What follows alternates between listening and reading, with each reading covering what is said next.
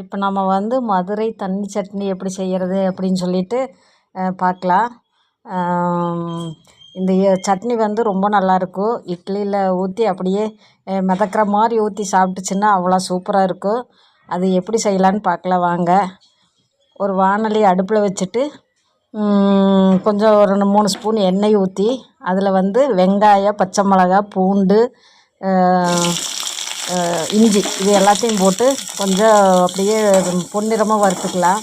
கண்ணாடி பதத்துக்கு அந்த மாதிரி வறுத்துக்கலாம். அது வறுத்து எடுத்துக்கிட்டு இது நல்லா வதங்கின பின்னாடி நாம் தேவையான அளவு பொட்டுக்கடலை, அது கூட ஒரு கப்பு பொட்டுக்கடலை சேர்த்துக்கலாம்.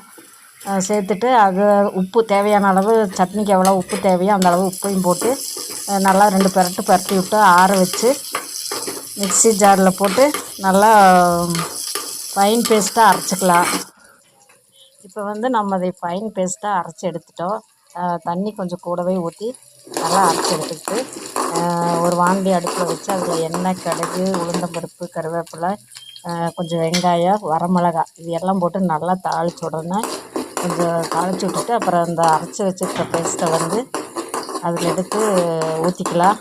கொஞ்சம் ஜாஸ்தியாகவே தண்ணி ஊற்றிக்கலாம். அதனால தான் இதுக்கு பேர் தண்ணி சட்னி.